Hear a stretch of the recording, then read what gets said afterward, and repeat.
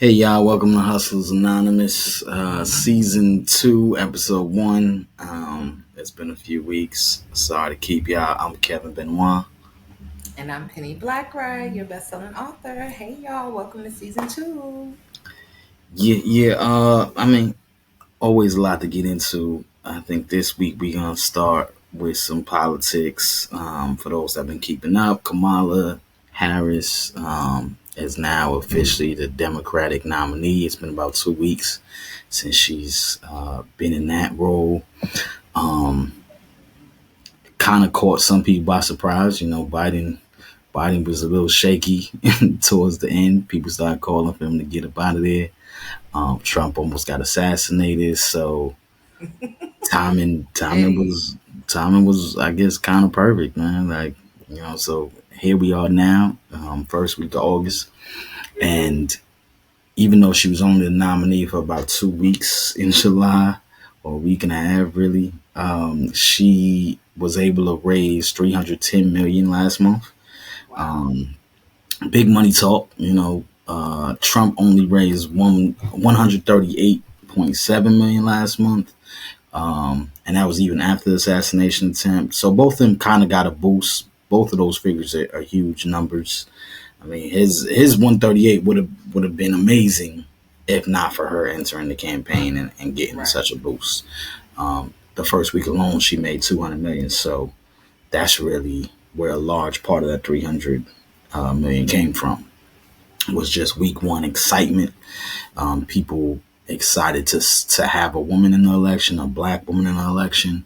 You know, a younger person. She's 59 years old. Donald Trump is, I want to say, 79. So that age difference may help her. You know, cash on hand. Even though she raised that much, she only, well, not only, but in total, she's at $377 million with Oh, cash on wow. hand. Meanwhile, Trump is at 327 million. So it's not that far of a difference. We talking millions though.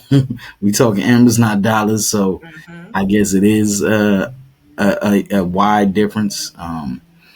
That's going to help when it comes to political ads and being able to run campaign videos and everything for the next few months.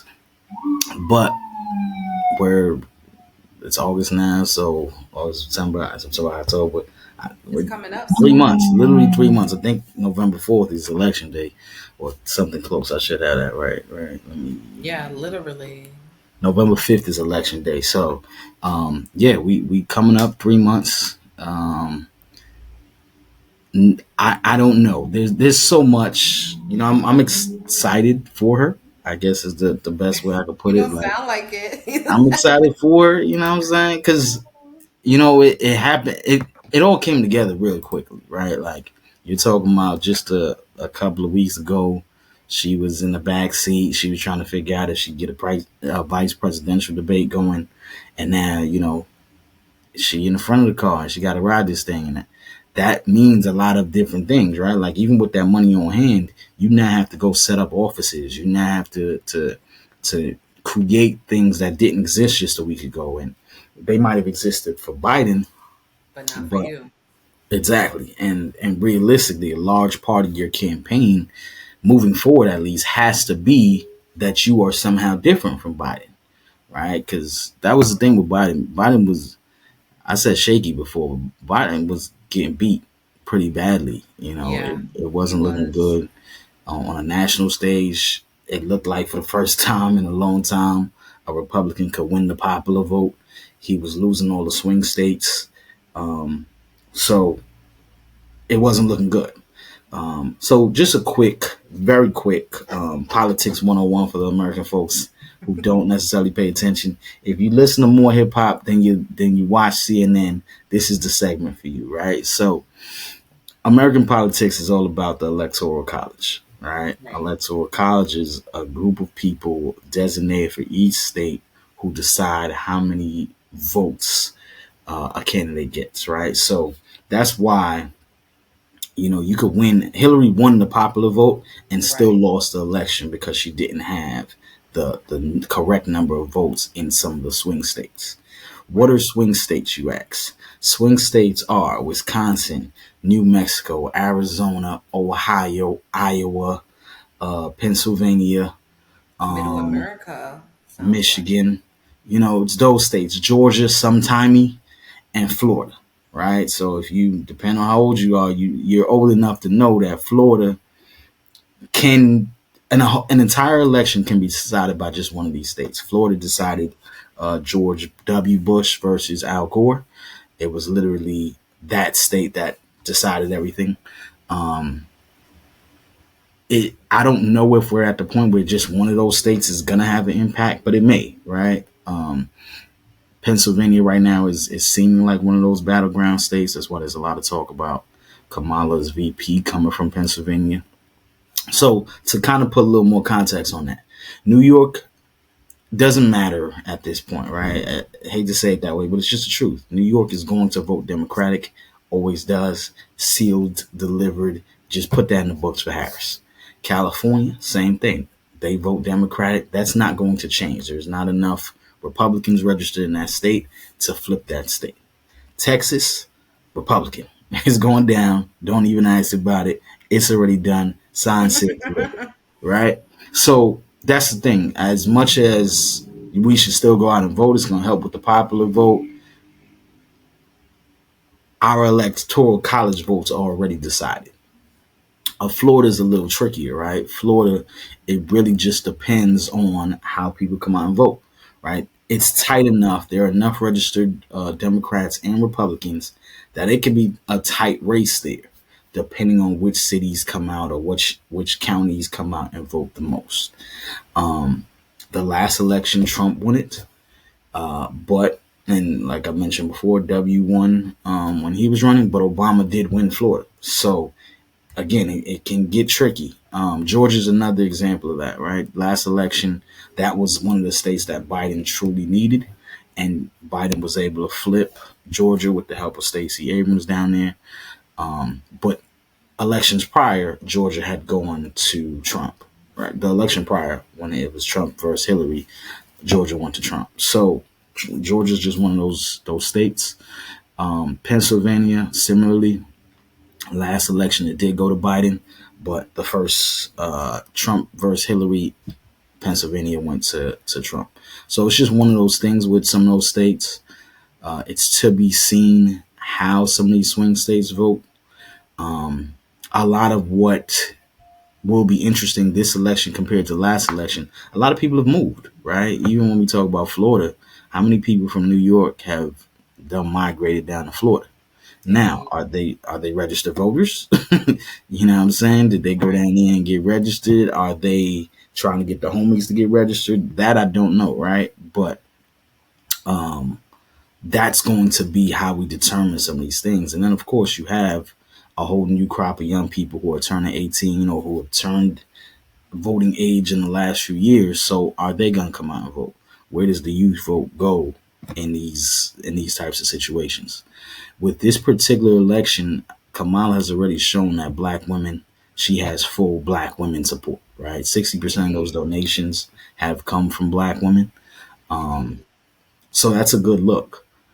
I think the conversation that, needs to happen or folks need to be reminded, black women alone aren't going to win swing states, right? Absolutely not. Like, and those states that I mentioned, the population of black women in those states isn't that heavy or huge, right? And a lot of those states, when we talk about a county being able to flip a state with Pennsylvania, obviously that's Philadelphia and those surrounding areas, right? Those are heavily black minority. You know what I'm saying? But I've been to PA, For state, right? yeah. I was just gonna say There's a PA. lot of other parts It is. where And then what I'm thinking about? There's a lot of Amish communities in Pennsylvania.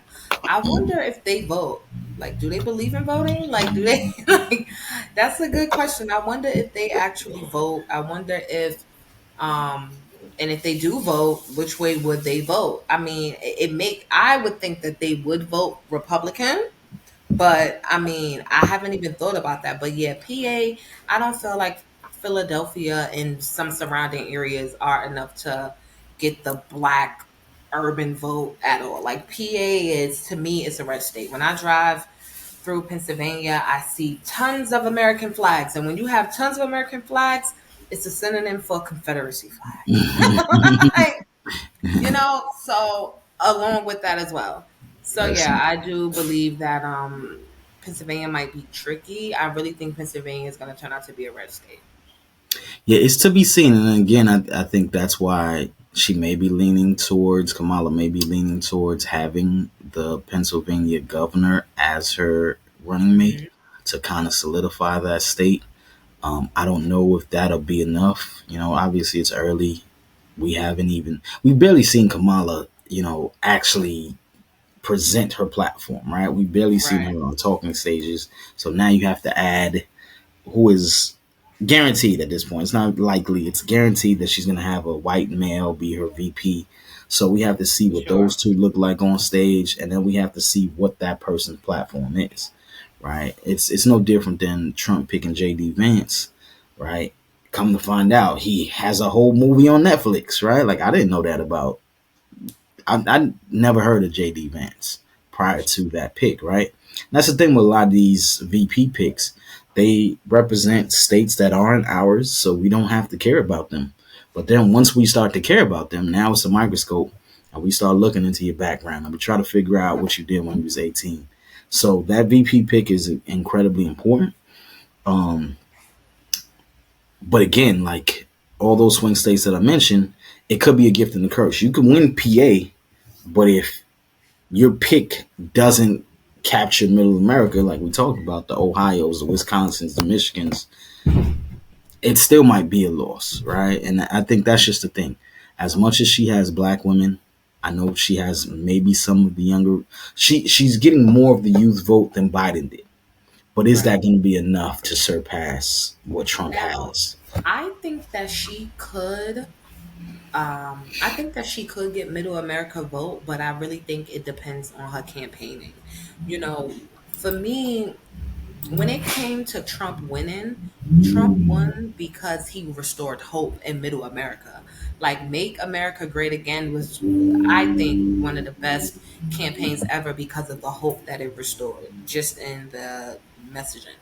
And I think that if she can create a campaign that sort of debunks that, because a lot of those people who did vote Trump in Middle America, like a lot of them were let down. They thought that Trump was gonna come and save poor white trash. This is what they thought, and a lot of them were let down as well too. So I think if her campaign messaging, if it embodies like this is real hope, not false hope, not some type of gimmick. Like this is real hope, and this is what real America looks like. This is what real like this is. I think if she just comes from an authentic, genuine place, like this is what hope for the entire America looks like, not just Black America, not just urban America, not just the youth of America. Like this is what and I also think too, like if she kind of plays on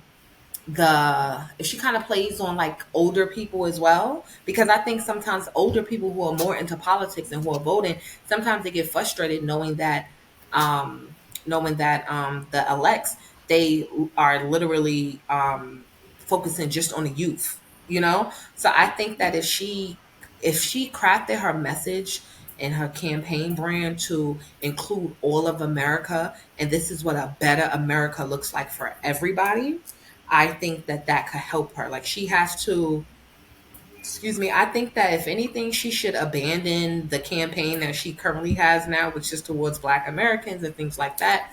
And she should really focus on how she's going to win that vote. Because as we know, Black women alone are not going to get you to um, being the president of America. It's just not going to do it. It's just not enough of us.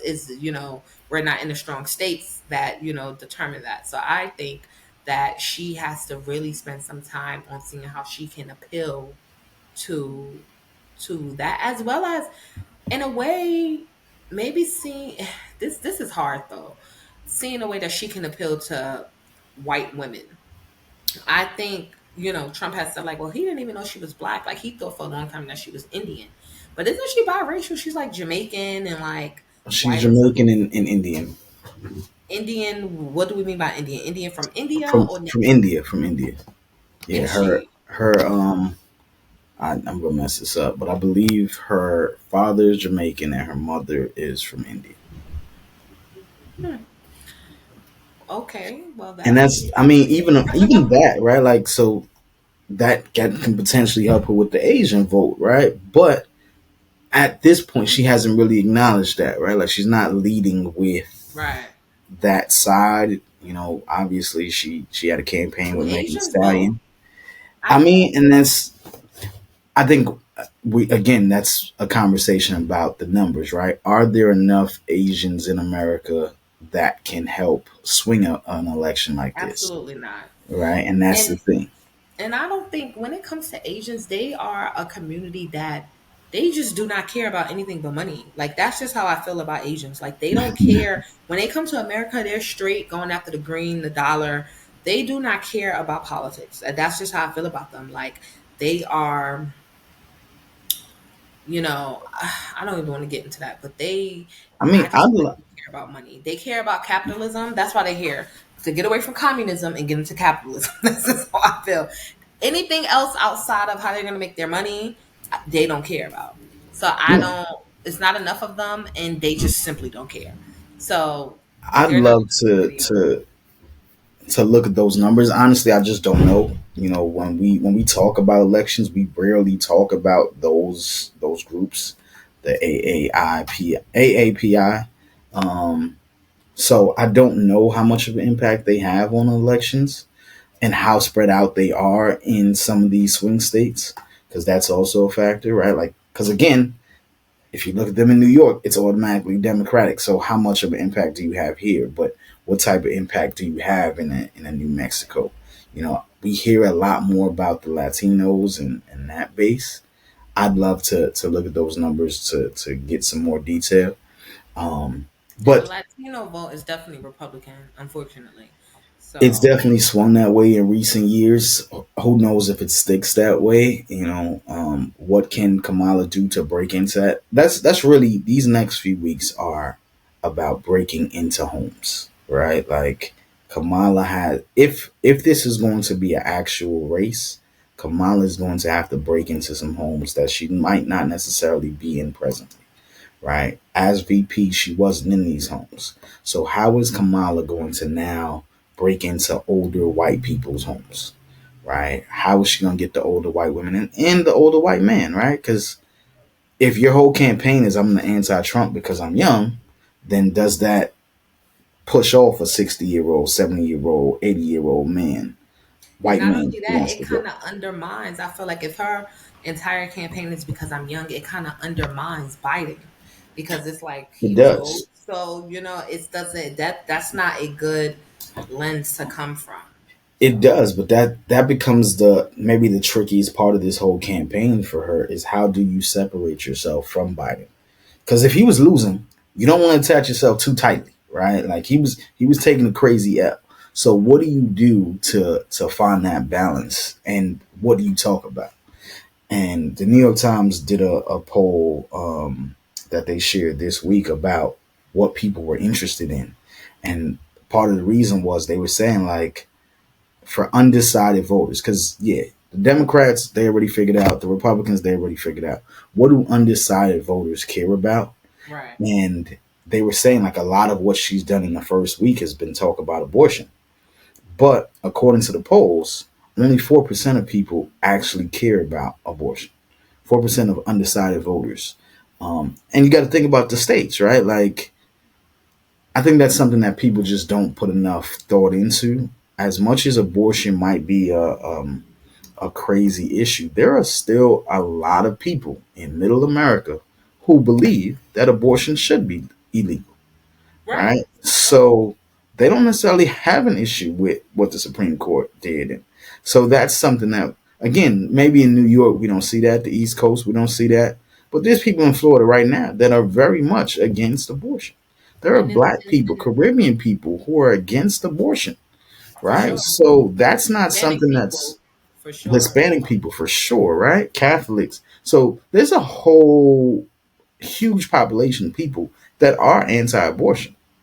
So it makes sense that abortion isn't big for undecided voters. The things that are big, which go without saying, is the economy. 21% of people had strong feelings about the economy and inflation, which didn't help this week that the jobs report showed that there were less jobs. Now, of course, both sides can spin that a number of different ways, so I won't even get into that. But 21% of that, 11% on a candidate's character or competence, and that's speaking more to someone like Biden not appearing competent. Then 8% on immigration and 8% on foreign policy. Right, where we're knee deep in about four different wars right now, and can potentially all turn into world wars or into one big world war. Um, so that's obviously a concern, right? Like, I'm sure there's people in middle America, and I don't know, right? Like, who am I to say what her experience would be like in a war type situation? But we both know, and Black America knows, there are a lot of white people who are gonna look at Kamala and say, "There's no way I want her in charge if we go to war. For sure. There's no way she would be capable enough." I don't know how And she's able to present that she is in a 2 3 month period, right? another thing too, like something that I don't think that we, it's like an elephant in the room, but sexism being one of the biggest isms, it's not going like it's not going to be overlooked. You know, I feel like white women are strongly going to vote Trump. I just feel like white women, their allegiance is more with their race than it is with their womanhood. That's one thing that I know about white women. Because even when it came down to Hillary, they voted for Trump. You know, they did not vote for Hillary. We black women voted for Hillary more than white women did. So Yeah. I'm just pretty sure that they're not voting. They're not voting Kamala. And another thing too, white women are not very vocal about politics. That's one thing that I've noticed. White women are not very vocal, whether that's on social media, whether that's even like, you know, white women politicians. I feel like they kind of let the men lead that front and then they support or they don't say anything, you And know? that's, why I think that is, and just when I look back at that Trump election, I think the reality is, if you're white, and if you're a woman particularly, you have someone in your family who's voting for Trump, For sure. right? So it's also like I can't talk too badly about it, because I literally have a friend, Family. family, right? Like, I literally had my spouse might be And let voting me for him. now, you know what's interesting? What about the gay vote? Um, that's an interesting one. Because yes, America is certainly more LGBTQ friendly than Than it's ever. ever been, right? And the last I saw was about 30% of people now identify as such. Mm, I don't know if either campaign is has done a good job at speaking to that population. for sure. Obviously, Republicans are never in the LGBTQ pocket. Like, Right. it's not their target audience, and never has been. But I just haven't seen. And again, but this is even with Biden, right? Even thinking of Biden, there wasn't anything Biden was really doing to that population, or for that population. So I don't know. I think for them, for the youth vote, for a lot of black men, um, it's, why do I even want to vote? Right? Like, Right. what is the thing? Am I convinced enough that my vote will do anything? Right? Am I convinced enough that these people will actually do something for me? Right? And then also you have the You have the skeptics, you have the conspiracy theorists, and I feel like a lot of the youth falls into those two pools. You know, it's not just that they don't want to vote and they saying, "Oh, I got better things to do. Who cares?" They have their own theories, their own rhetoric about the fact that voting doesn't even count. That voting in this big election does not even mean anything, that it's literally just a circus and something to do, and that the president is already decided. Lots of people, young people, believe this. They believe Old that people believe they it. believe that nobody vote count, not just their vote, Right. nobody votes count. They believe that it's predetermined who's going to be the president every Right. year. And a lot of young people fall in that category. A lot of black men fall in that category, Yeah. especially if we're not talking about the super educated black man. If we're not talking about that, then if we're talking about the average working black man, this is what they believe. Right. Right. Well, So that right there is, yeah, it's tough, and like you said, it's a lot of people who believe that way. It's not realistically when we look at elections. Last election, there were about 150 million people that voted, something like that. Um, there's 320 something million people in America. Let's assume at least 210 can vote, like a voting age, can legally vote. So that's still a lot of people who don't vote in these elections, right? And the presidential election is obviously as big as it gets. It's even worse for more local elections. So it's there are going to be a lot of moving parts in the next few weeks. Obviously, like I said, she's going to name her VP. The Democratic convention is in a couple of weeks. So there's going to be a lot of opportunity for her to somewhat build momentum. And there's going to be a lot of opportunity for Trump to do the same and for both of them to fall off, right? Like they're both going to do dumb things between now and November. for sure. I think we know that for sure. Donald Trump, speaking of which, Donald Trump was at the NABJ conference this year, this Hmm. this past week. Um, so, just for context, they always invite presidential candidates. Um, so he actually didn't go the last two times, but this time he wanted to pull up because this time he is trying harder for the black vote. It appears right, like even though he might not be articulating it the best way. Black jobs is one of his big pushes. Um, you know, because again, if immigration's a big issue, right? Black people are losing jobs to immigrants. Is Aren't what all people losing jobs to immigrants? If that's the argument, right? Everyone's losing jobs, but again, who are you trying to get the vote of, right? So he's just that's where he comes with the black and you know Hispanic what, I job. don't think that Trump has to even work hard for the black vote. The thing is that Trump has an appeal, unless you are the super educated black person, which, when you just look at the numbers, like there are more poor people than there are super educated, regardless to what race you're in. Mm, So, with that said, unless if we're excluding the HBCU grads and the PWI black grads and the black lawyers, if we're excluding those people and we're looking at the average working person, average working black person, it is not hard. Trump does not have to work hard for the vote because he has the appeal. First off, he has the bad boy appeal, like he has the defiant appeal. Like it's people that like Trump simply because he's defiant. It's people that like Trump simply because he argues. It's people that like Trump simply because he just doesn't care. It's people that like Trump because he pardoned so many people out of jail.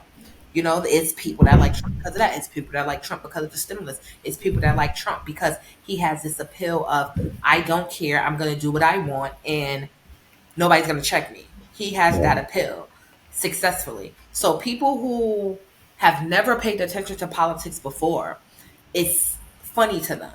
It's a circus. It's yeah, a comedy show. Like literally the 4 years that Trump was in office, it was funny. When he went to Puerto Rico and he threw the paper towel, that was funny. People found that to be funny. A lot of things that he said when he said your third world shit countries, people found that to be funny. Like, so it's sad to say, but a lot of people, they had that appeal for Trump because they also feel like he's relatable. With him being defiant, with him having that attitude, like he could just do what he wants, it really represents, it's sad to say, but it represents America in totality because that is how America moves. America moves around the world like they can do whatever they want. They can get in whoever's business they want. They can lie about it. They can change history. Trump is the perfect president for America. Like, who are we fooling? Like, like, and he embodies what America has stood for. Like, who are we fooling? Like, we want to be politically correct about it, but at the end of the day, if you know the real history of this country, he's the perfect fucking candidate.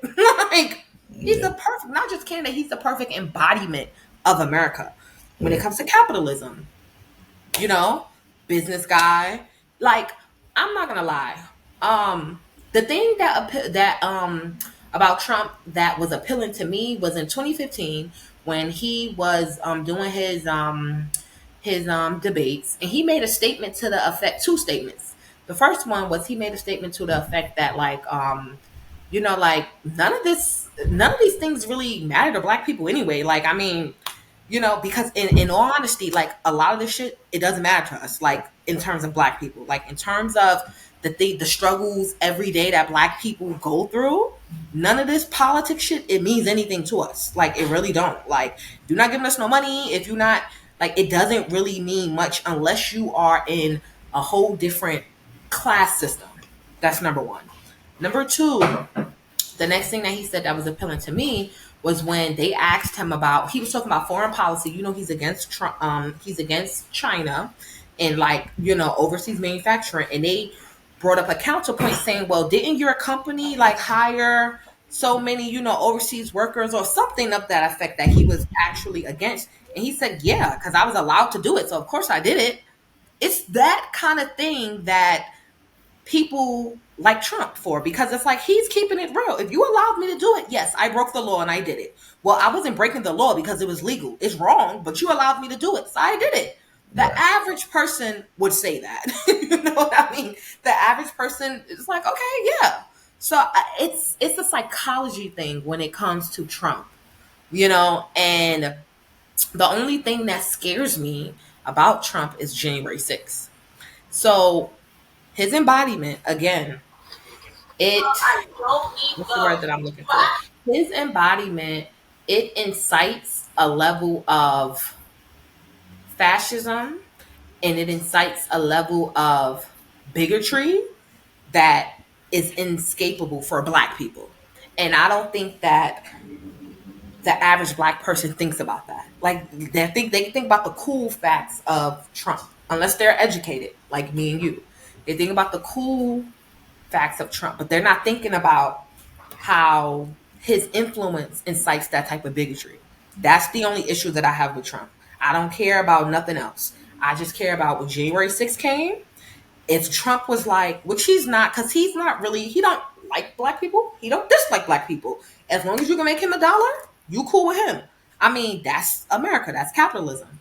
Right. However, I just feel like, if he did say war on black people, that would be a problem. Because his followers, middle America, poor white trash, meth fucking West Virginia, they're gonna say, okay, that's the scary part. But other than that, go Trump. Not the go Trump. The go Trump is crazy. I'm just saying. I'm telling you what the people are not saying. And go Trump is wild. They gonna get us. I'm with you. I'm with you for the most part. I think, I mean, despite what we're saying about the black vote, for in terms of actual black voters, 85% of black people are still voting Democratic. Right. So if you're Trump, you're trying to figure out how to get that to maybe at 82. 80 would be amazing, right? Like, it's really just trying to chip away at some of that.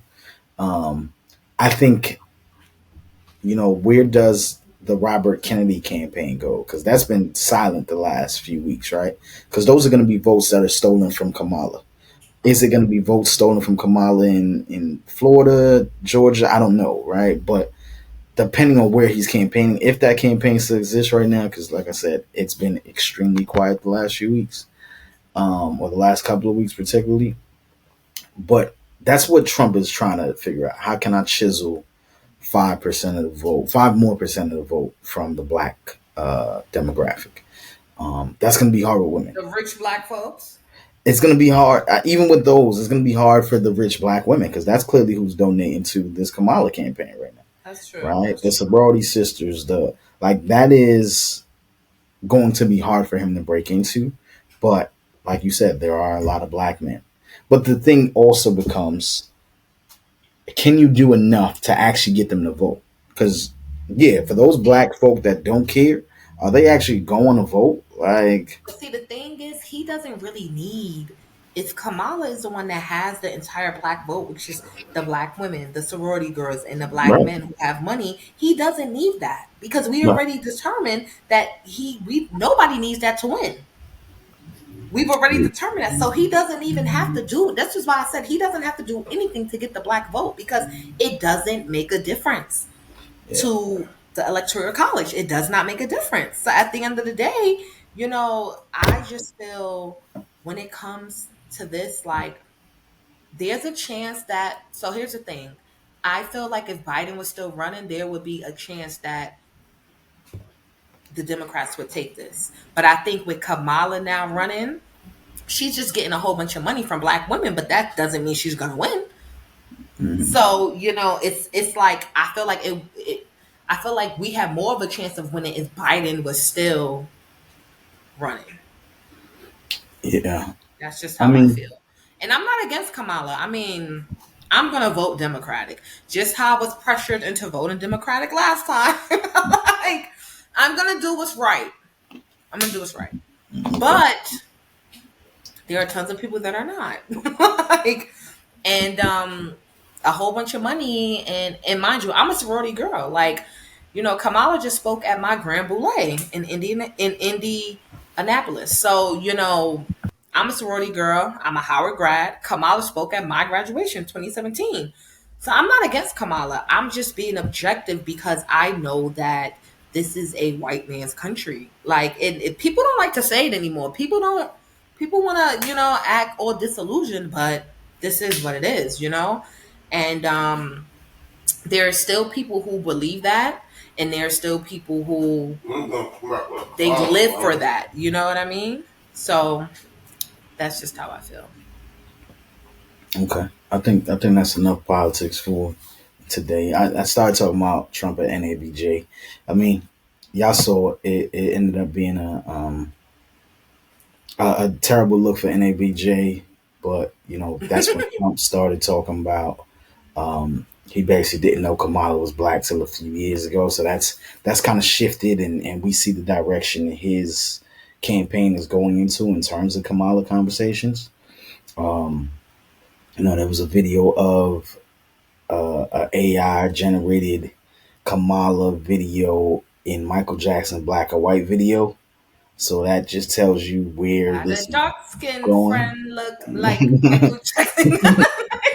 So it's gonna be interesting. We're gonna see where it goes from here. But it's a lot. 3 months is not a lot of time, but it's also a lot of time for this thing to get really messy.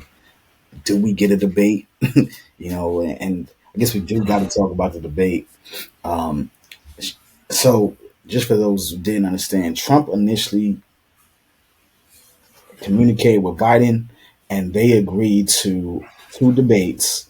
However, Biden wanted them to go down because initially Biden didn't really want to do debates. He felt like it was unnecessary to debate Trump, especially with Trump's antics. So Trump was like, "However you want to do it, I'll agree to it. You pick the dates. I really just want to debate you." And Biden said, "Okay, we're gonna do these. No audience. No general public. So you're not gonna get no extra cheers from nobody. The mic is gonna be turned off when people are speaking, so that way you can't just interrupt me when however you feel." So it was all these rules. Trump agreed, and then Trump still put the brakes on him at the last one, right? Like he Trump still got the win, which is why Biden is no longer here.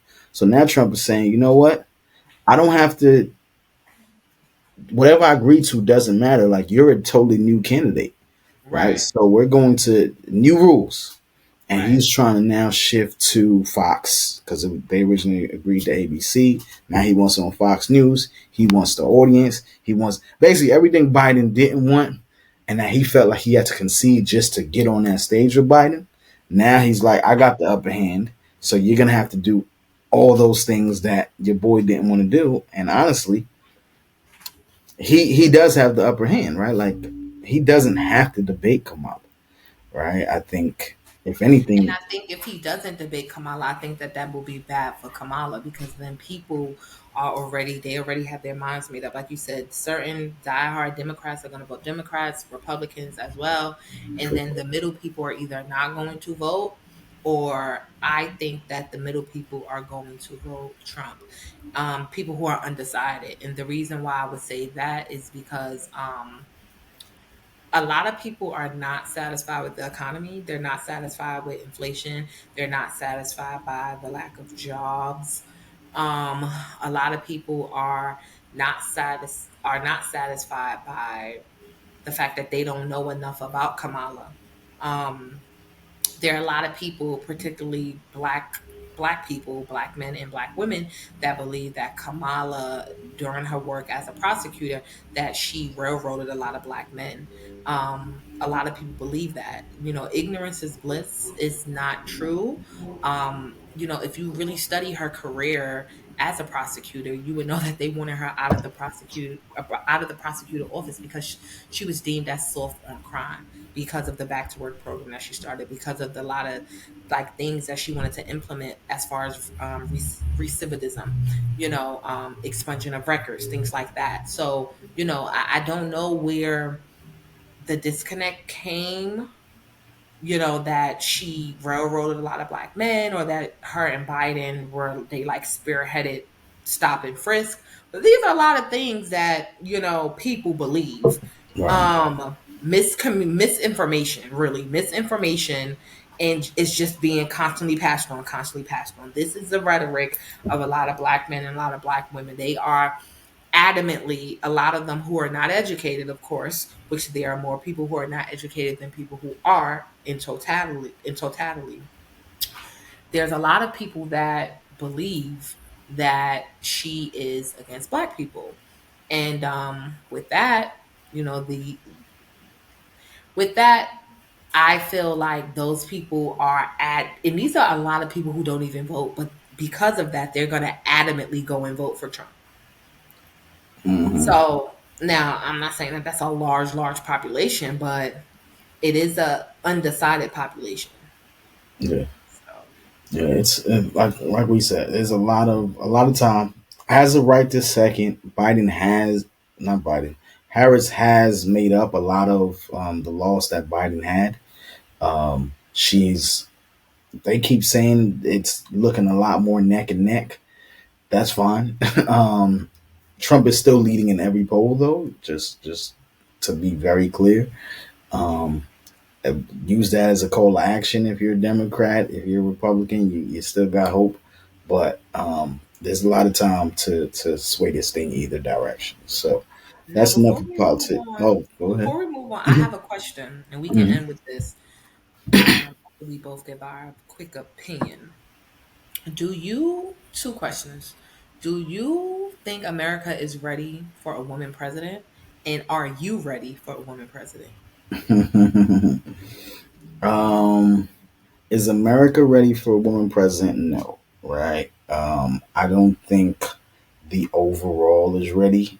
I think um, I think we have some steps we need to do before we get there.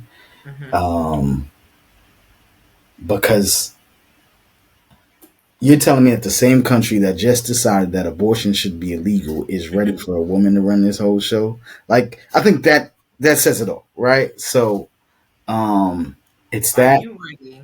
Am I ready for a woman president? Be honest. I don't know if I have an answer. I didn't see it coming. Because I didn't think we would have jumped ship on Biden and been so pro Harris so fast. I honestly thought if Biden stepped out the race, they were going to do a open convention and have some of the Democrats basically battle it out. I think that actually would have been better for the Democratic Party to do. When Hillary running, I knew there was no way in the world she would win. Um, I Do you have think more hope with Kamala versus Hillary? I have a little more hope. And it's only a slight bit more hope, and it's only because of what she's been able to do these first 2 weeks. In turn, Financially. not even the financial part, that's an added bonus. But I didn't see black people jumping on phone calls and jumping on Zoom calls and donating 200 million. Like I didn't see us jumping on board with this so fast, having not heard one policy yet. Right? And I think that's the tricky part. Now, obviously, there's been other races and groups who've also jumped on board, and there's the white women for Trump for Harris. There's white men for Harris. So there's entire groups who are also jumping on board. But when she raised that 200 million, that came from a lot of sorority sisters and black women. And then the guys came out the next day and they did their version, right? So I I don't know. Um, I don't know if I could say I'm ready or if I'm not ready. I just think there's a lot to be seen. I think I'm one of the few people who are like, so what's the policies? What is the what's the thought process? Like what is this campaign rather than anyone but Trump, right? Like cuz I feel like that's what a lot of us are going off of. Anyone but Trump. That's not a format for me, right? Like it's not something I can stand on. Just anyone but Trump. Like what else? And Yeah. I think if we don't, and I think that's the thing with, a lot of black people in politics anyway, right? Like we don't have anything that we're asking for and standing on. And like when we talk about staying on business, this is the time. We got a candidate that's running for office who seems to have reinvigorated things. What are our demands? What are we asking for? What are our expectations of this person? And if we're not saying that, we're basically saying, yo, it's like you see a black person at you go away to school or you go to a foreign place and you see that one black person and it's an automatic, yo, fam, what's good? You do the whole thing, especially when you're on vacation. See that, fam, I ain't think I'll see nobody black out here. Shout out to you, right? That's cute when you on vacation. When we talking politics though, like what are you doing? And how are you helping us? Like if we haven't had that conversation, I'm not just gonna jump on board with your campaign. For me, it's not just anybody but Trump. That's not I how I view also would like politics. to add, I'm going to answer this question and then I'm going to add one thing and we can totally move on. So for me, it's simple no and no. America's not ready. I'm not ready. That's just that. Moving on. Another thing, because I feel like a lot of the times, regardless to who the candidates are, it's like, well, what are you doing for black people? What are you doing for black people? I believe that America has what, maybe 13% black people. Like America's not doing anything for black people. And nobody who's running is doing anything for black people. It's just what it is. However, it depends on when it comes to the black person, it depends on what issues you care about. So for instance, last August, I went to a town hall. The previous president of Howard University, Wayne Fredericks, he was leaving office. It was a new president coming in, and he did a town hall.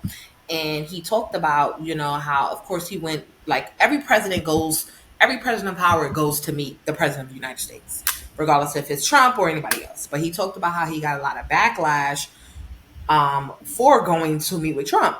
However, there's a federal grant that HBCUs get every year, and it's an enormous amount of money, like maybe around 100 $200 million that it has to be passed by the government every year. So they have to vote on it, and Trump voted on it every year. He voted, and then Howard gets the most money because a bunch of HBCUs get it, but Howard gets the most money. So he was making a stance that, like, I can't not go meet with this man who's signing off for our institution to, you know. And since I've been going, I've been out of Howard since 2017. Since I've been going, tons of research centers, two new dorms, all kind of things that they have been able to build, all types of partnerships that they have been able to create and make because of this federal fund that we get every year. So then it goes to say, like, okay, so you are a diehard Democrat, but you're also a HBCU grad. You want your kids to go to HBCUs. You want your kids to get money to go to HBCUs or whatever. So it's like, whereas the Democrats, and this is what he talked about, they did not want to vote for that because, again, the country is giving all of this money to us. Where's it taking money from? So a lot of Democrats didn't want to vote on that, and they have to vote on it every year, and a lot of them voted against it. But Trump and a lot of the Republicans that was able to vote on it, they voted for it. So it really boils down to the issues, like what's more important to you, you know? And we cannot look at black people as a monolith of, okay, well, you're black, so you should vote this way because Trump is against this. Like, no, but I'm black and educated, and I actually work for HBCU. My entire family goes to HBCUs, and on this particular issue, I'm siding with Trump for that. And you know what? He's gonna get my vote. So I just think that it's important to know what's going on. It's important to choose your issues that you care about. Like the woman from Mary Mary, the gospel group, she got a lot of backlash for saying that she was voting for Trump as well. So, See, it's just Chrisette Michelle has not been able to recover because she sung. And that was the craziest thing to me because I was like, are y'all mad at her for going to do a job? Like, he's the president anyway. Who's to say she even voted for him? right. But she's a singer and she got booked to sing at the White House. Like, that is, I mean, for an inauguration, that is, I don't care who the president is. That is like one of the most biggest things that you can do as in your occupation as a singer. So, Yeah. people are weird. And, mentally people are weird. And last thing I'm going to say, it's all about the optics. And this is why I said I'm not ready for a woman president, and I know America isn't, because I strongly believe that the man is the head and the woman is the neck. So the woman can move the head any way she wants, but the optics is very important. And I don't feel like the optics of Kamala Harris is gonna that's not gonna fly in America. And that's just how I feel. Hmm. Yeah, I mean, we gonna see how it all comes together. Like I said, you know, I don't know if I'm ready, but it's not on me. America's gonna figure this thing out November 5th. Um, moving on to let's go to some shenanigans that I enjoy. Parley Parle with with Penny. Penny. Let's go. Yes, yes. Because we was very serious the first half. I'm Right. glad we got that out the way. Woo.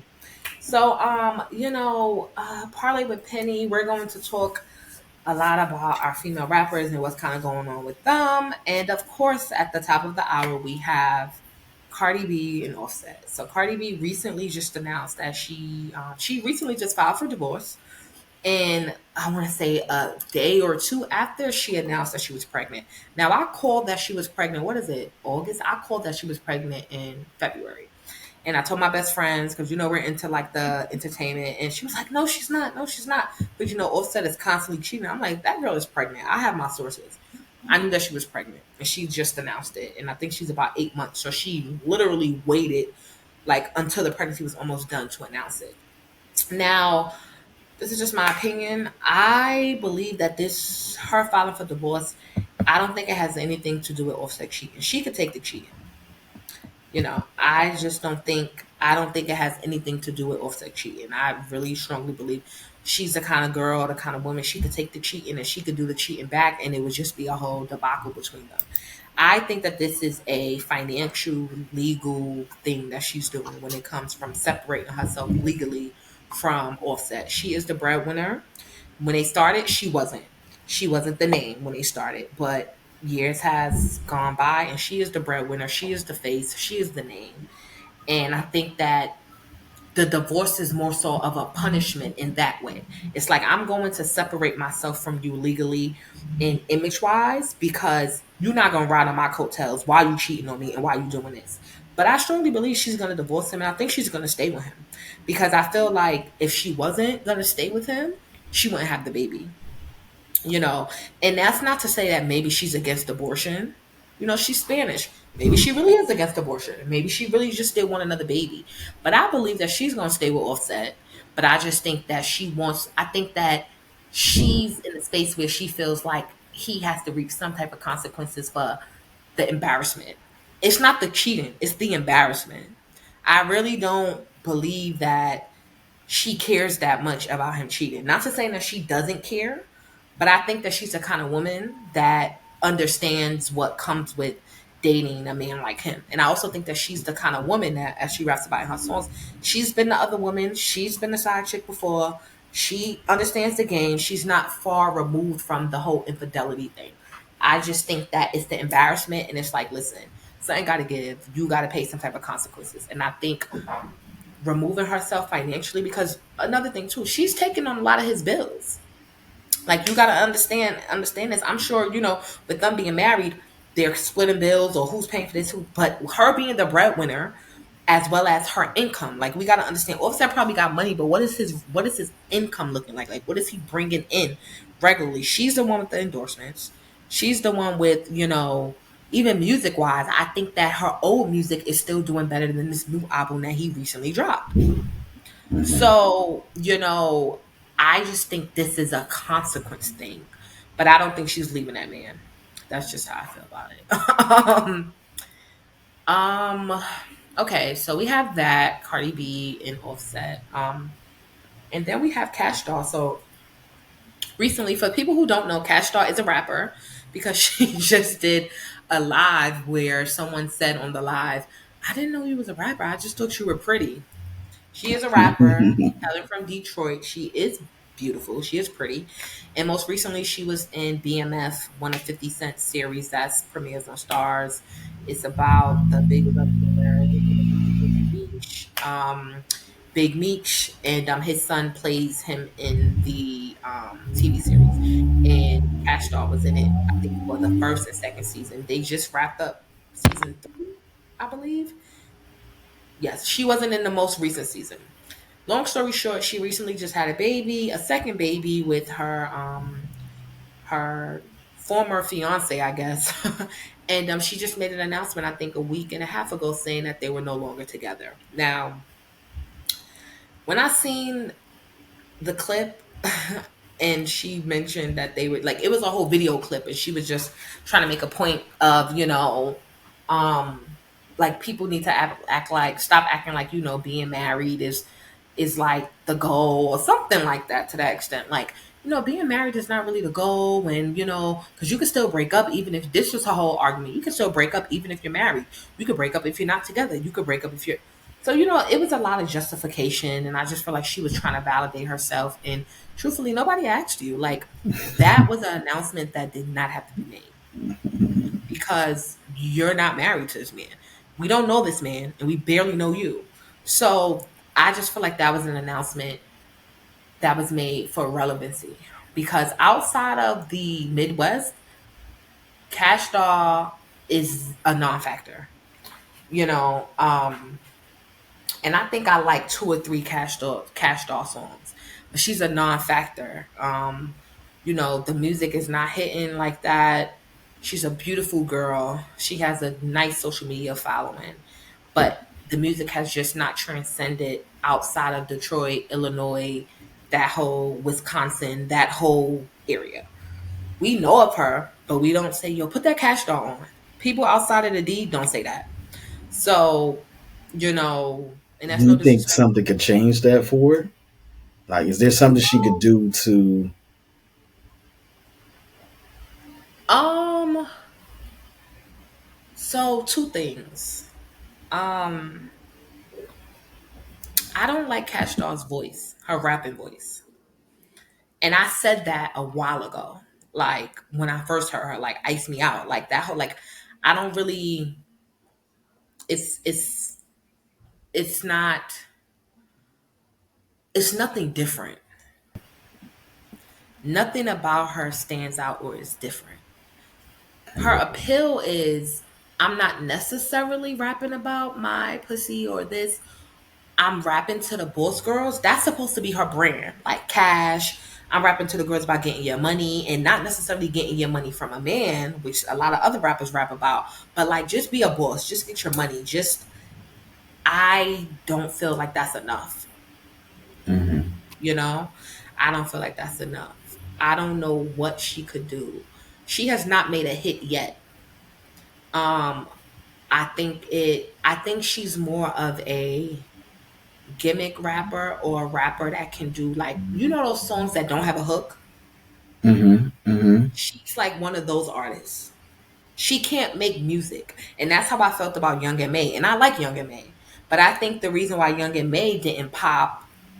And I don't like to compare Young and May and Cardi B because obviously there's no comparison, but they came out around the same time. When Cardi was doing her mixtapes, the funny thing is that Young and May popped quicker than Cardi B. That's the funniest thing. Like I remember 2016, 2015, 2017, like Young and May had the streets where Cardi B was fighting for the streets. The difference, and I remember calling this out, is that Cardi makes music and Young and May makes freestyles. Hmm. So I feel like Cash Doll's in the same realm. Like she cannot make good music. Like it's the difference between making a song, like an anthem. Like she gives anthem that type of vibe versus making a good song or making a few good songs, like making music. So that's what it is. Like none of her hooks, like she might say a cute line or two, but none of her hooks resonate I to think the where thing, just in terms of industry, like for a lot of these rappers, new age rappers, like it could just be one thing that goes right or wrong for you and will change the trajectory of your career, right? With a young MA, like yeah, she had the hit single, but it took too long for her to follow that up with a project. It's no different than what's going on with Scarlett right now, right? Like you oh had a yeah. hit, but it's already been over a year old, right? You didn't follow it up quick enough with another banger. And as many people as you had backing you, supposedly, allegedly, Mona Scott's her manager. You got Swiss Beats doing production for you. Who's her manager? Mona Scott. Oh, Mona Mona Scott, Scott. Love and Hip Okay. Hop, which is interesting that she hasn't been added to that franchise yet, but that's her manager. Busta Rhymes is always around you. So like again, you have all these things that are supposed to be on your side, and for whatever reason, it just doesn't come together for you like it should. Um, but yeah, I think with a Cash Doll, like being part of BMF was the big look for her, right? Acting was you getting a bag that a lot of other people in the industry right now can't get. But how does that help you with the music side? I don't know. It doesn't. Um, You and know what it is? As much as people, and I'm sorry for doing it, but I'm gonna always bring up Sexy Red. And the reason why is as much as people try to hate on her, the music is good. Now, people can say the music is trash. People can mhm, say it's gutter, but the she has hooks. It's catchy. The music is good. right. I think Regardless to your opinion, like people can't say that they don't when they hear get it sexy, they don't do a little bop and have to stop themselves. Even men, people can't say that. People can't say when they hear ski come on that it don't make them wanna like people can't say that. Like they can't say that. They can front, but they cannot say that. You know what I mean? right, And that's the thing. It's about the energy of the music. What does the music make you want to do? That's the thing. The music has to make you want to do something. It got to make you want to go do something. It has to be influential. And if it's not, it's going to fall down. yeah, And I feel like the appeal with Sexy Red is that the music makes you want to dance. It makes girls get in a sexy bag versus that's the difference between her and a Scarlet because we also in a way we're also in a wave of this whole soft girl life, femininity, I just want to live my soft best life. right, Girls don't want to walk around singing that Scarlet song. Like it just doesn't do anything for they sexy. Like they don't want to it doesn't do anything for they sexy, like in all honesty. Right. Whereas playing sexy, get it sexy, it gets you into your, especially being a girl from New York, like it makes you want to be sexy. It makes you want to dance versus be all rough like Scarlett. So it's about, what does the music make you want to do? Does the music make you angry, or does the music make you want to have fun? Right. And And we, that's just what it is. yeah, I mean, again, it's a lot of the choices that these artists make, whether they know what they're doing, whether they're making the decision themselves or it's a management team. Hmm. Just to connect this back to Cardi and Offset, Cardi is as successful as she is because of Offset. There For really sure. isn't a way around it. For sure. It wasn't until she got on that motorsport track when some people started to take her seriously, right? Being able to be with the Migos, around the Migos, like that gave her a whole different platform that she didn't previously have. For sure. Um, and that's the thing, you put that in juxtaposition with Cash Doll, and nothing against her and her career, her baby daddy choice, but he wasn't necessarily a big name, right? And that He wasn't an asset. love is love, right? Like pick who you pick, He but wasn't an asset. he wasn't, unfortunately, right? And honestly, I still don't know his name, right? Um, it's all about who you pick sometimes, and sometimes it's not necessarily who you pick relationship wise that matters, because you look at a lotto, I don't know who, there's rumors about who she's dating with, but she doesn't show the dude, right? And that's her running gimmick, which is cute. Um, but she connected herself with the right producers. She was on the right song. She got the Mariah Carey look, right? Sometimes it's that. And that is the thing with a lot of these artists nowadays. Who do you connect with? Who do you tie yourself to? You look at Glorilla, right? Like it was looking crazy a few months ago, right? Like, and then she got refocused. What Everything was been a looking crazy with smash. Glorilla? Say it again. What was looking crazy with Glorilla? When she came out with that song and Cotton Sonat did the bad review, and then the internet was saying, yeah, the track What was song right. was It was it? it was a song with Fabio Foreign. She didn't do Oh nothing with it. yes, yes. Terrible. Right. Right. So Terrible. she was I quiet for a cannot while. believe that Nas signed off on that, Right. because it was a remix to Uchiwali. Yeah, it And you was know what's so crazy? I've been waiting for somebody to do a real remake to that song. Like I'm talking about like a nasty song. Like get a Sukiyano or Sexy Red, or like just a raunchy girl to like, but not what she did. And yeah. then Fabio should have said no to. So, people just be doing everything for a check, and that goes to, And that's the speaking thing. of, Hmm. I was recently, so LL Cool J is actually dropping an album. So he just dropped a song called Passion. It's definitely giving very MC vibes, like not even rapper, not even, it's giving real MC vibes. He also just recently did an interview with Shannon Sharp on his podcast, and there was a few things that he said. And one of the things that he said, they Shannon Sharp asked him, like, do you ever turn down like samples? Like, do you ever turn down people from like trying to sample some of your music? And he was like, absolutely. People need to take after that. Absolutely, you need to turn down samples. And I cannot believe that Nas passed that. Like, I just cannot believe it, because I feel like Uchiwali is one of those nasty Nas songs, not the sincere from Belly songs. Like, it's really like nasty Nas. You wasn't supposed to, even in your nasty Nas like aura, you was not supposed to let that song slide. Like, it didn't even fit for it. So, you know, that was that. But LL Cool J did say that he turns down samples. Like, if it's garbage, he's not. And that, to me, you have to protect your brand. You have to protect your legacy. But you gotta get this You money know? too. But see, the Yeah. thing is, for a person like LL, you not stressed for the money. And that's the And difference. but in a person like Nas, look at his portfolio. Like, and I'm not talking about the music, because we already know the music ain't making too much of people any money anyway. So I'm Right. just talking about, he's good. He's up. Nas is up. Yeah. You did not have to, but I feel like with Nas, it wasn't a money thing. With Nas, because he's still dropping music, it's, I need to Right. appeal Right. to these people. But I'm telling you, I'm 30. People younger than me are not listening to Nas. I'm just telling you that. Like, That's it what he's doesn't trying to matter. change. it doesn't matter what he tries to attach himself to. Only people of a particular age listen to Nas. Right. And it's not because he's not hot. It's not because he's not fire. It's not because those albums that he dropped, King's King's Disease, disease. because they were fire. Hmm. I'm a Nas fan though, so I can say that. But I remember playing King's Disease, the last one that dropped. Not the last one, the one before last, the one I think he got the Grammy from. I remember being in a car playing it with my mom, and she was like, "Cut this shit off. What is he talking about?" That's her era. So, but I was like, you don't hear what he's talking about? He's talking about generational wealth. He's talking about buying up the block. Like, you don't get it? You don't hear it?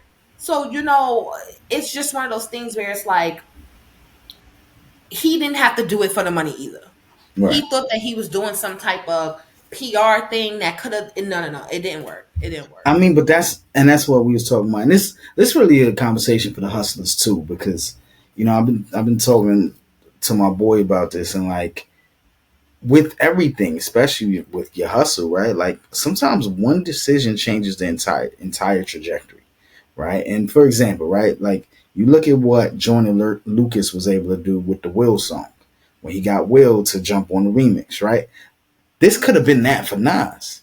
The song didn't do what it was supposed to do, but we've heard worse songs pop, right? And even when you look at the Lotto Mariah joint, that wasn't a good song, but It it was way popped. better than that. I Whatever. hear No, you. that was Um, probably I forgot. It's so crazy. I completely forgot about that song. Like until you said, I'm like, wait, because Glorilla's been having a good run. She's been having and a we really, forgot really good about that. run. We basically But forgave her for that bad track.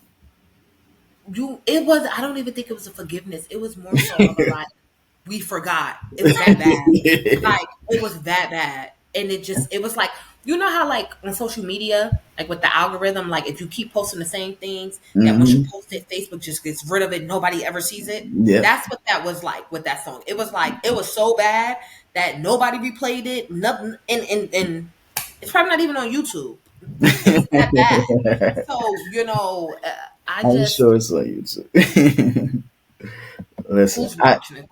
I mean, that's the thing, right? Like, yes, it didn't do what it was supposed to do, but if it did, it could have been an opportunity to jump on a remix with Nas, right? You look at Shabuzi right now, who's having huge, incredible success The for country artist. the country artist. But that's basically because he took a Jaquan song.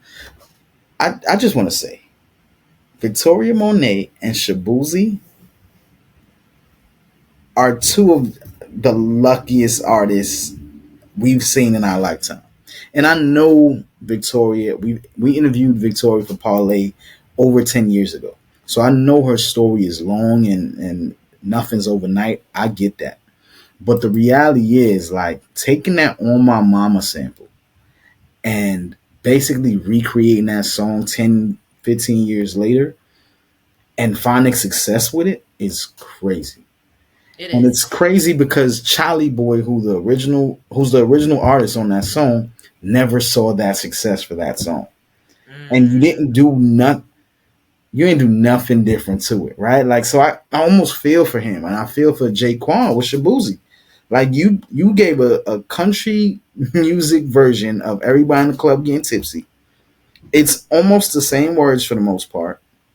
Jaquan never saw that success that Shabuzi is now seeing. Shabuzi was on So the Independence Day, Macy's.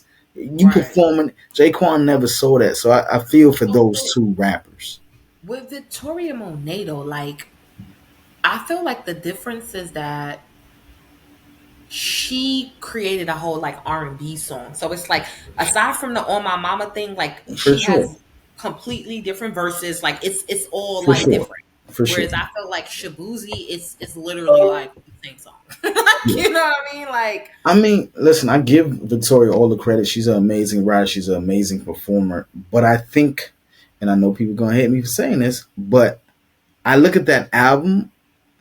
That song is such an outlier on that album. And for me, I who's an see. R&B head, like that's the only song I could go back and listen to because this isn't really.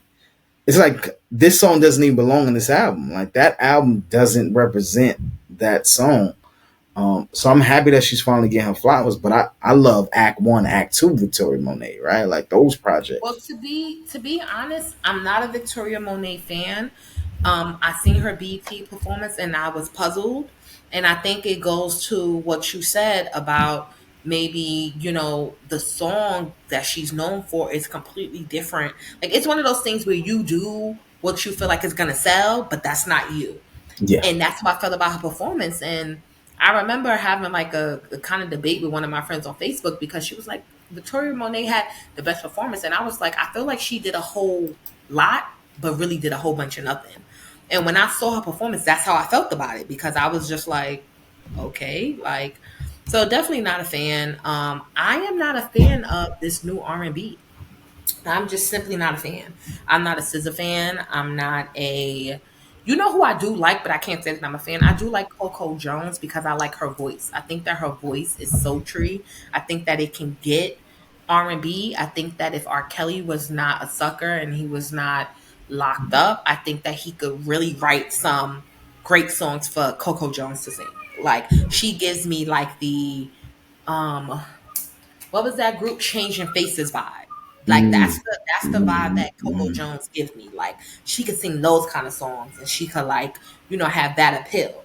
We just don't have the writer. But And you know, I think that is what's missing from present day R&B, right? I yeah. think when we talk about a lot of these R&B artists, unfortunately, they don't have the pen to match their vocals, and And they don't have the right production because I feel like for when sure. you look at people like Brandy, she had Rodney Jerkins. That was her Hmm. guy. Like Hmm. that was her guy. He created a sound for her. That's the thing. Yeah, We don't have producers and writers creating a sound anymore. So we have artists replicating the sounds that's popular. yeah, That's the problem. Whereas everybody had their own sound. Look at Mariah Carey and JD. Like, it's so many people that we could name, Aaliyah and Timbaland. Like nobody wanted to sound like the other. Like you wanted to sound far away as possible from somebody else. Because you had a team behind you that was like, this is you. This is yeah. your sound. So, I feel like, that's why I'm not into none of this R&B because it just does not sound authentic to me. It sounds like, how you have mumble rap? That's how I feel about SZA. I feel like she's mumble R&B. Like I feel like she's like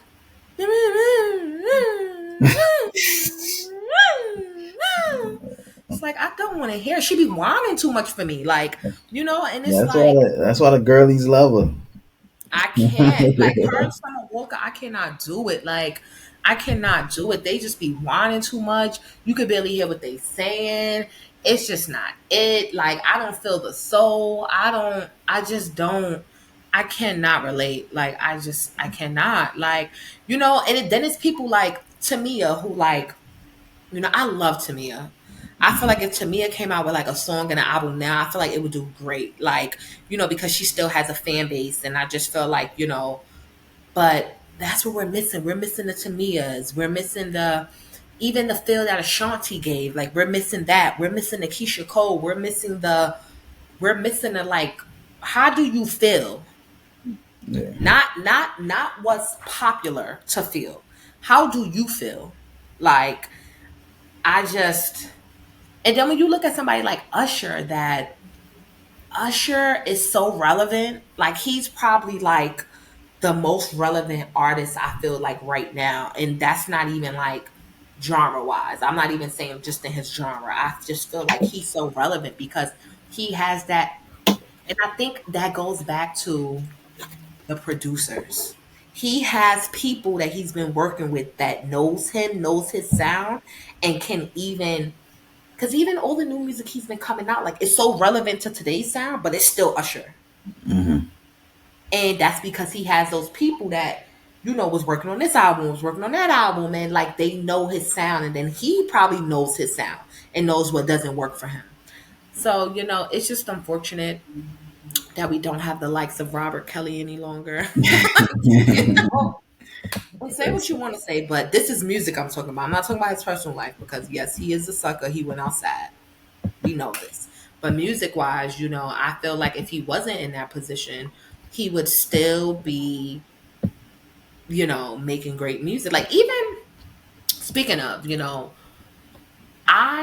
because Chris Brown has been touring a lot. Chris Brown's been touring. Hmm. And a lot of my friends, I'm 30, so a lot of my friends, we grew up on Chris Brown and stuff like that.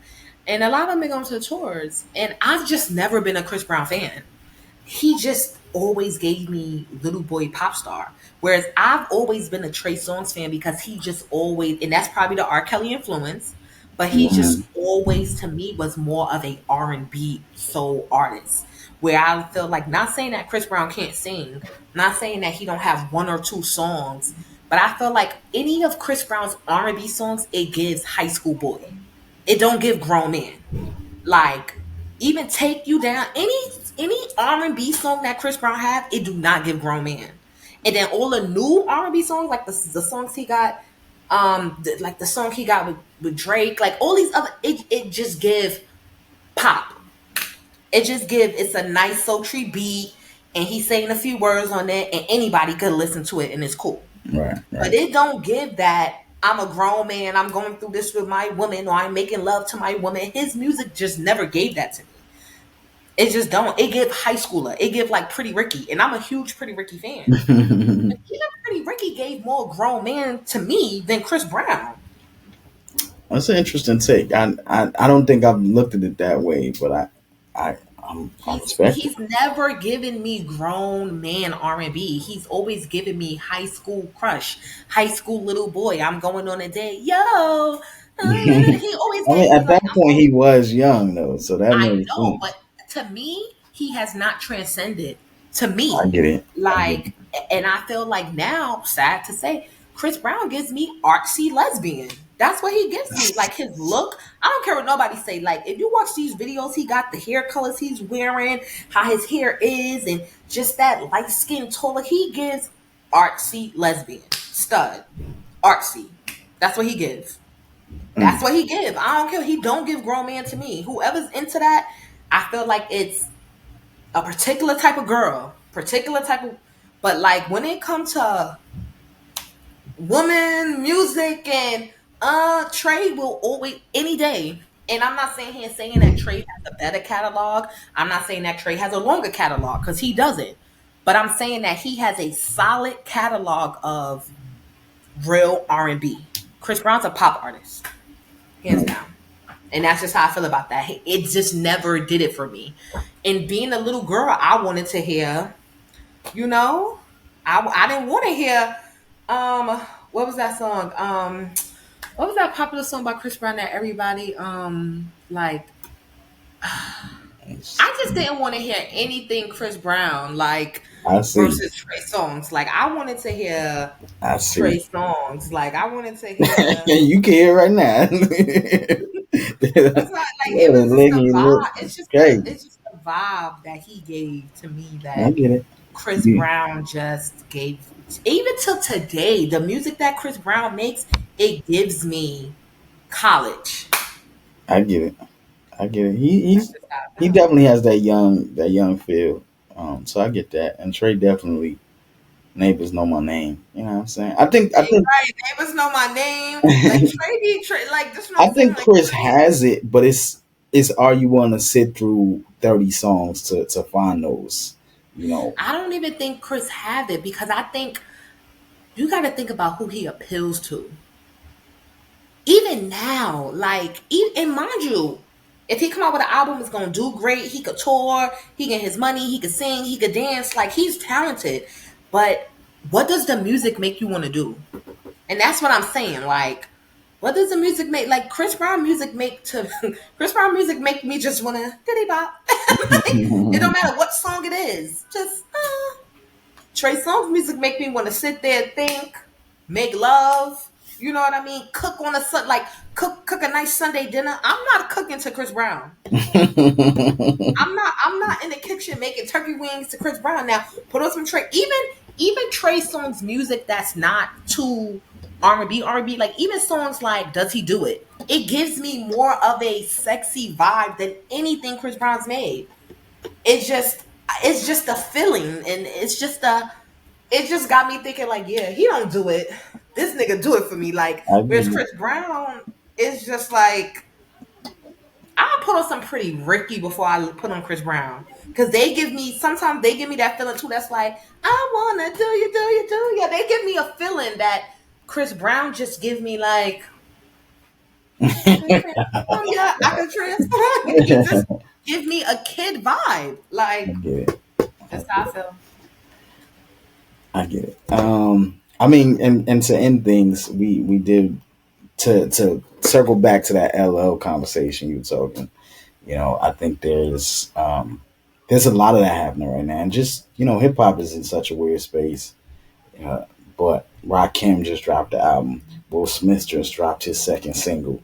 LL Cool J just dropped his second single. So these legends are coming back. Eminem just dropped the album, and he might not be, part of that legendary group, but Eminem's been around since 2000.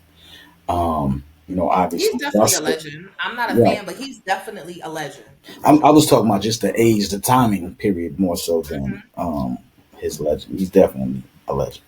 Um, but yeah, it's Busta is clearly on tour, and I feel like he did drop his album already, but I'm sure at this point after this tour, he's gonna drop something else. So it's so interesting what's happening with some of the older artists, and what's working and what's not.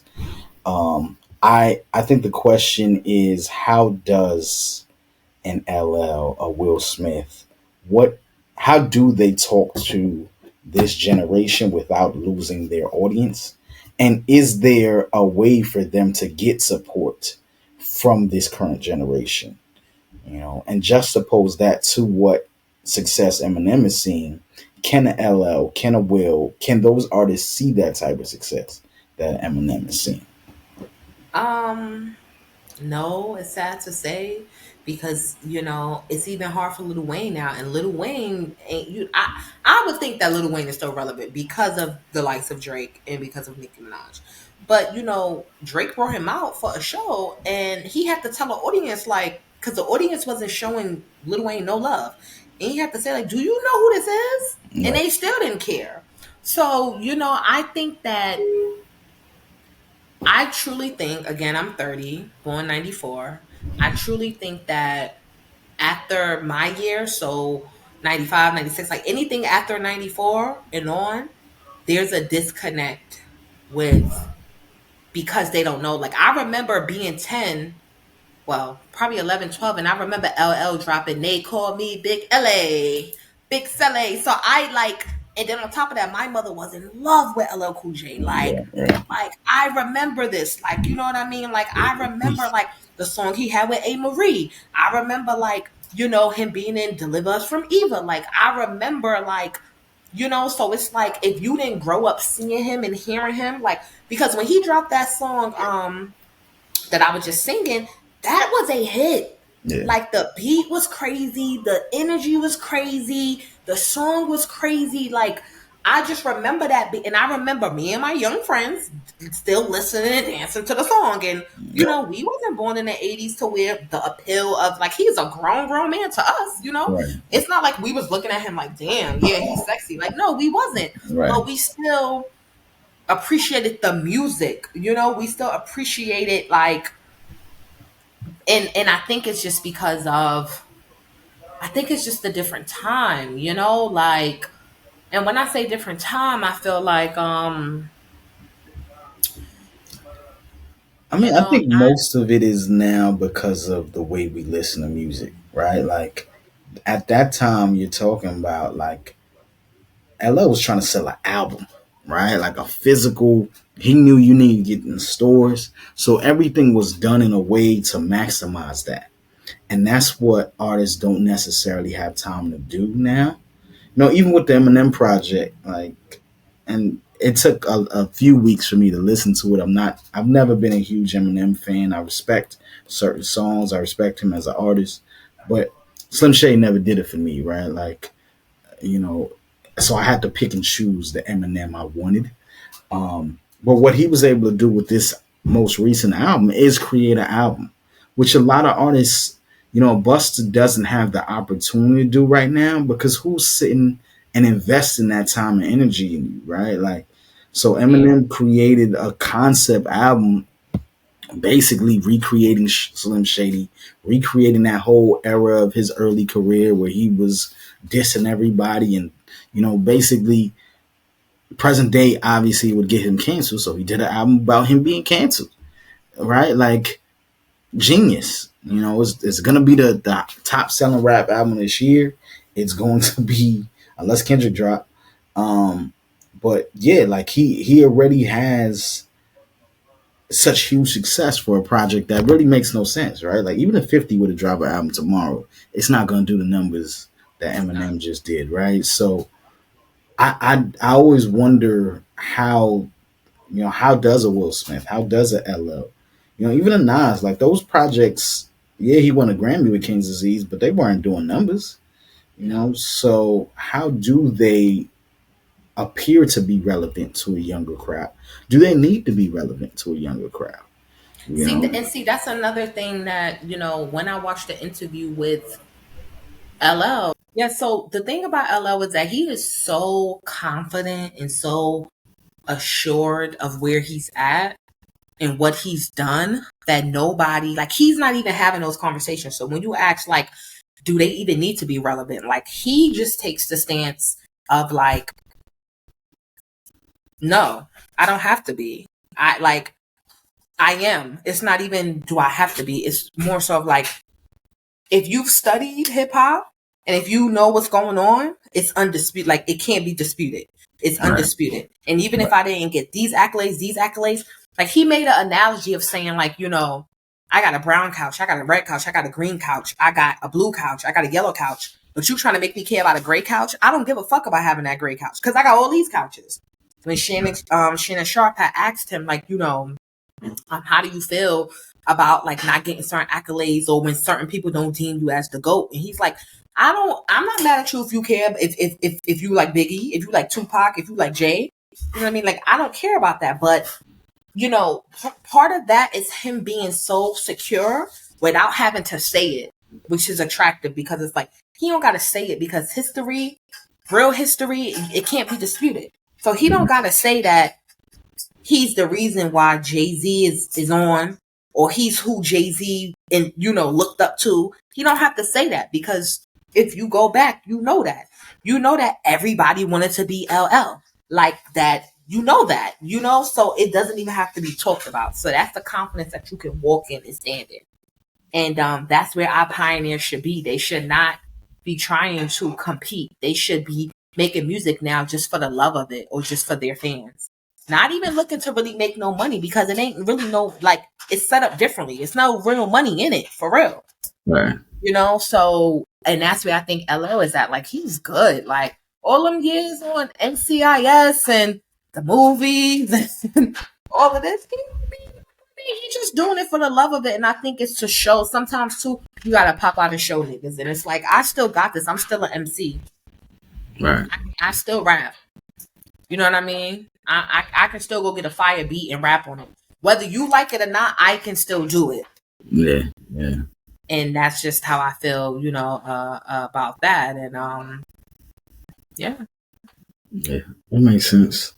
I mean, we covered a lot. Great episode. Um, at this point, we'll wrap this thing up. Make sure y'all subscribe on YouTube. Make sure you Yes, follow subscribe. us on social media, individual accounts. Parlay with me, And Penny. Penny Blackwrights, BLACWRITES. I'm on all platforms, TikTok and Instagram and Facebook. Perfect. All right. Peace.